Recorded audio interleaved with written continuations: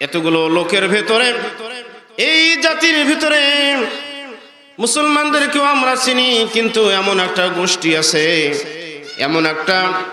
এমন এক শ্রেণীর মানুষ আছে, যে মানুষগুলোকে দেখলেই মনে হয় যে তারা মুসলমান, দেখলেই মনে হয় যে তারা ঈমানদার। আল্লাহ তাআলার ভাষা অনুযায়ী, আল্লাহ তাআলার কথা অনুযায়ী ওই লোকগুলা আসলেই প্রকৃত পক্ষে মুসলমান নয়।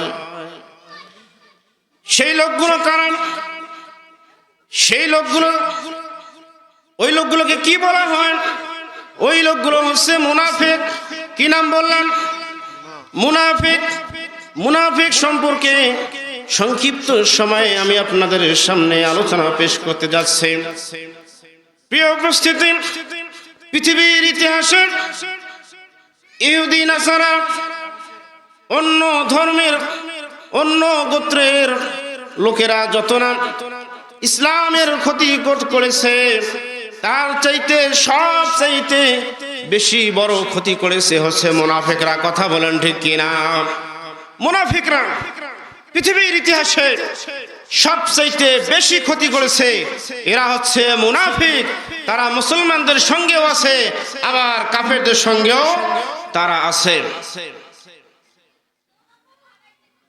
প্রিয় উপস্থিতি, এই মুনাফিকদেরকে আপনারা কিভাবে চিনবেন? মুনাফিক চিনার উপায় আল্লাহ রাসূল সাল্লাল্লাহু আলাইহি সাল্লাম বলেন, আয়াতুল মুনাফিকিনা সালাসা।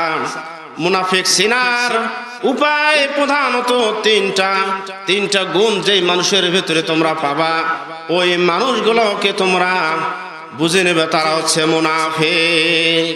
আপনারা শুনতে রাজি আছেন? প্রিয় উপস্থিতি, আল্লাহ তাআলা এই মুনাফিকদেরকে ক্ষমা করবেন না।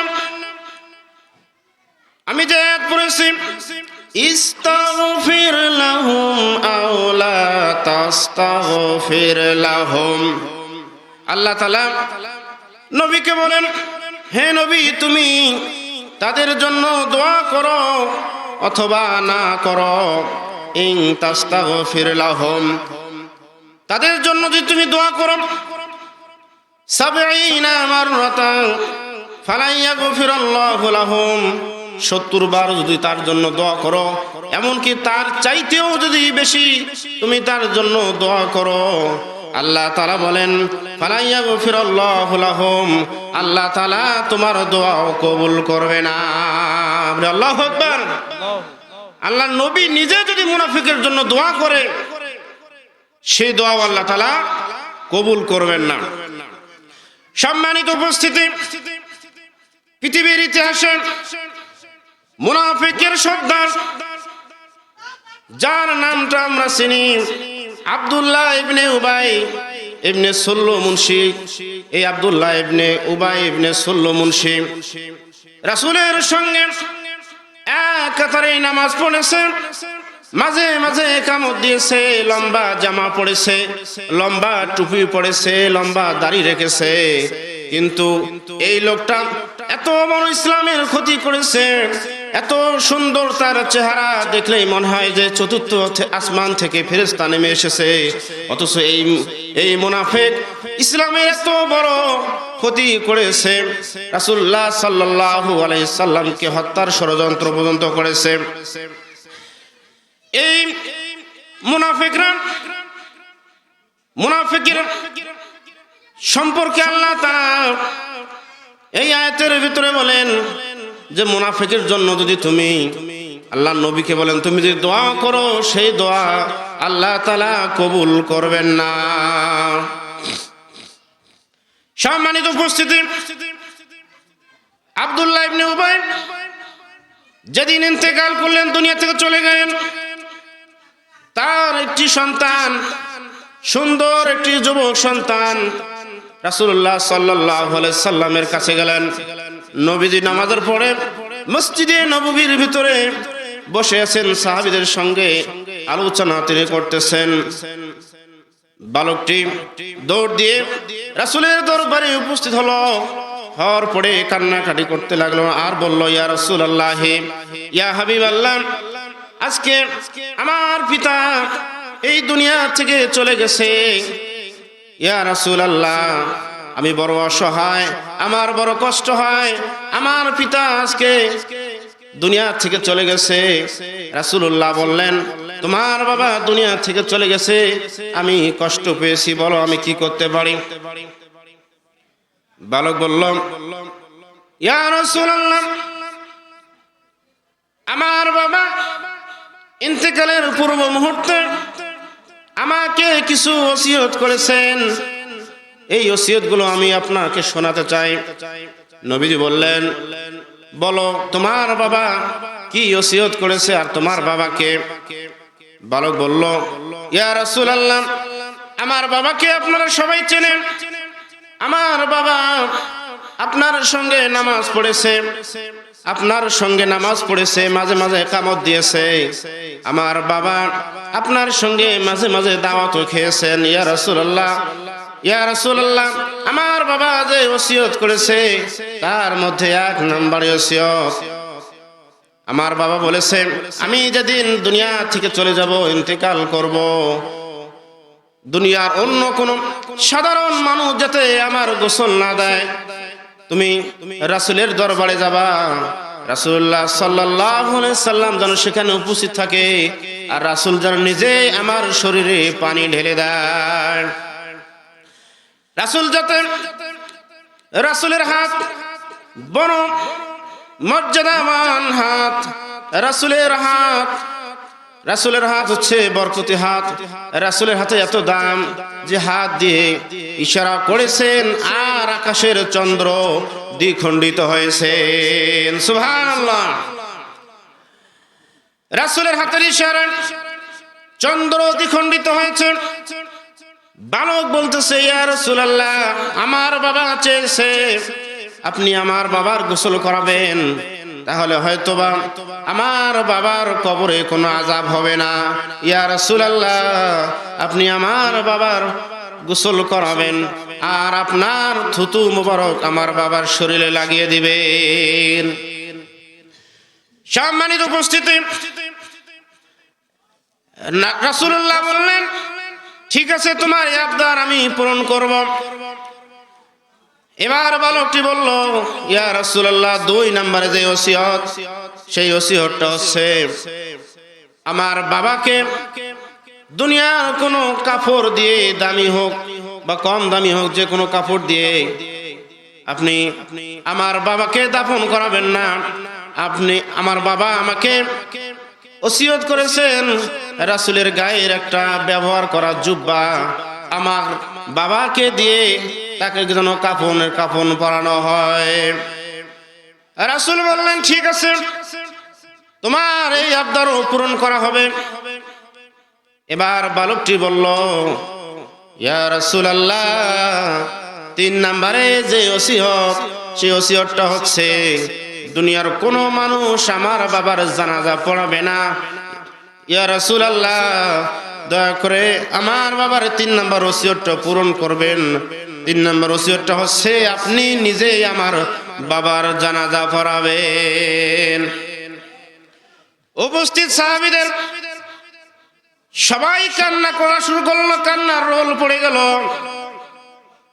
সাহাবীরা বলা বলি শুরু করলো, কে এত বড় ভাগ্যবান, কে এত বড় মর্যাদাবান যে রাসূলের জুব্বা পাইল।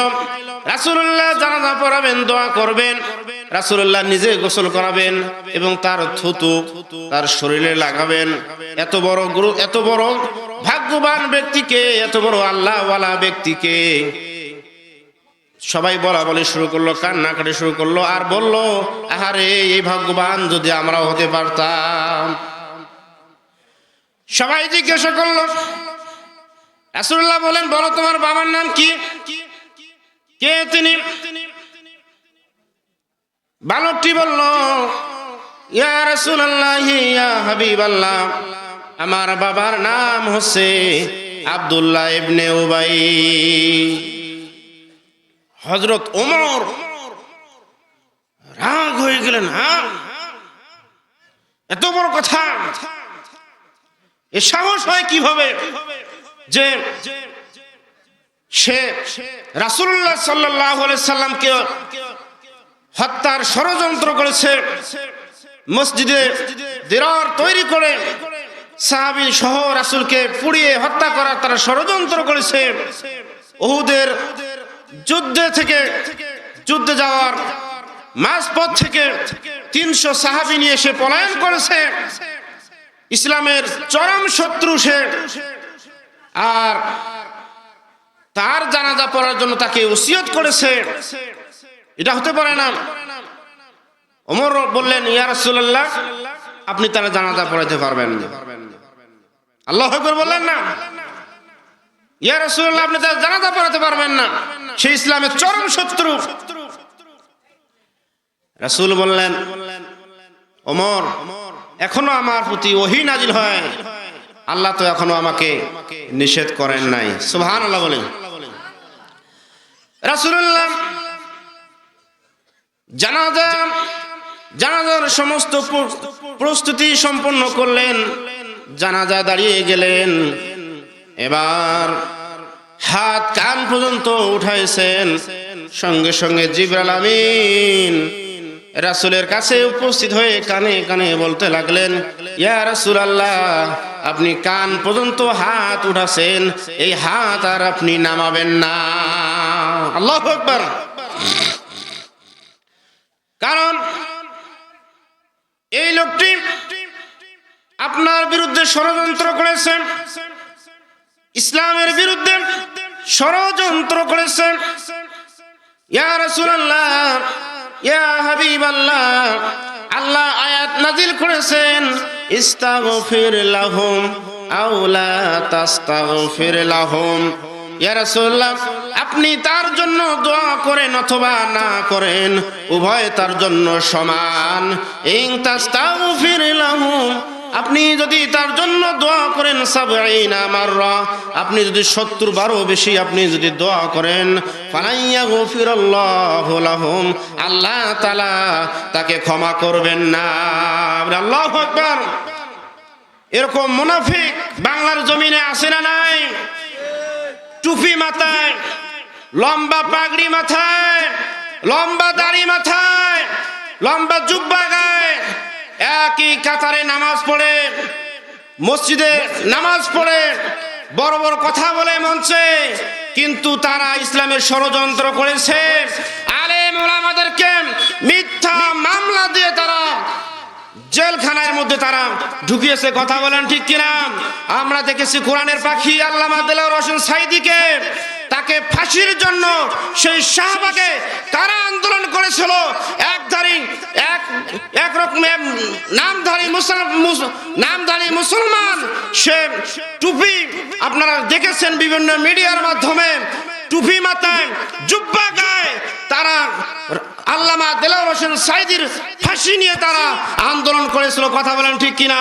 অথচ তারাও কি করেছে? আলেম দাবি করেছে।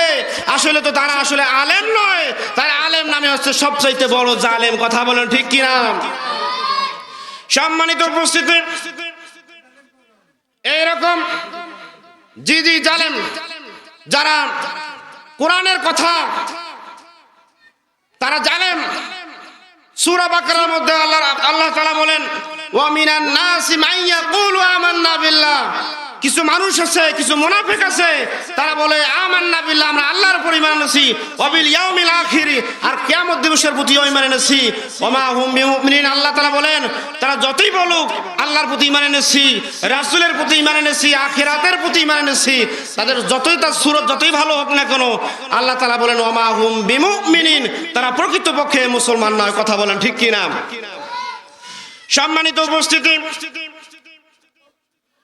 এই শ্রেণীর মানুষ বাংলার জমিনে আছে। নামের আগে লাগাইছে আব্দুল জব্বার, আব্দুর রহমান, নামের আগে মুসলমান লাগায়, নামের আগে মাওলানা লাগায়, নামের আগে মুফতি লাগায়, পীর লাগায়।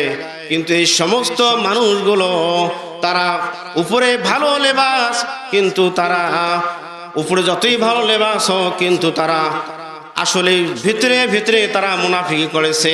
ইসলামকে নিভিয়ে দেওয়ার জন্য, সারা পৃথিবী থেকে ইসলামকে একেবারে নিশ্চিহ্ন করে দেওয়ার জন্য আজকের যারা দায়ী তারাই হচ্ছে একমাত্র মুনাফিক। কথা বলেন ঠিক কিনা? নামে মুসলমান কিন্তু কাজে তারা মুসলমান নয়। প্রিয় উপস্থিতি, আল্লাহ তাআলা বলেন 70 মাররা, রাসূলুল্লাহ চিন্তা করলেন 70 বার দোয়া করলে যদি আল্লাহ তাআলা ক্ষমা না করে দেন তাহলে 70 মাররা, তিনি চিন্তা করলেন মনে মনে আমি 70 বার উপরে যদি আমি দোয়া করি তাহলে হয়তোবা আল্লাহ তাআলা ক্ষমা করবেন। আল্লাহ তাআলা বলেন ফালা ইয়াগফিরুল্লাহু লাহুম, আমি তাদেরকে কখনোই ক্ষমা করব না। ذلك بأنهم كفروا بالله ورسوله, কারণ তারা আল্লাহ ও তার রাসূলের সাথে কুফরি করেছে। ذلك بأنهم কুফরি করেছে, কাফারু বিল্লাহি ওয়া রাসূলি, তারা আল্লাহ এবং আল্লাহর রাসূলের সঙ্গে কুফরি করেছে।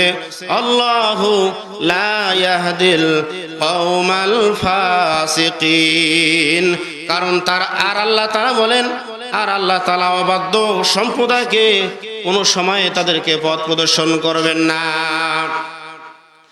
প্রিয় উপস্থিতি, মুনাফিকের প্রধানত 3টা আলামতের কথা বলেছিলাম। 1 নম্বরে যে আলামত, সেই আলামত সম্পর্কে আল্লাহ রাসূল সাল্লাল্লাহু আলাইহি সাল্লাম বলেন, আপনাদের জানার দরকার আছে না নাই?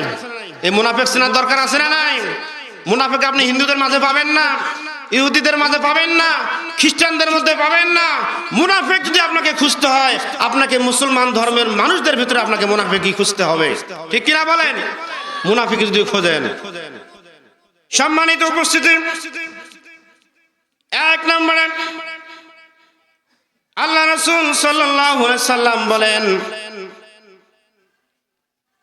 আয়াতুল মুনাফিকিনা সালাসা, মুনাফিকের 3টা নিদর্শন, 3টা আলামত। 1 নম্বর হচ্ছে ইযা হাদাসা কাযিবা, তারা যখন কথা বলবে প্রত্যেকটা কথার সঙ্গে তারা যে কথা বলবে তারা মিথ্যা কথা বলবে। কি বলবে? মিথ্যা কথা বলবে।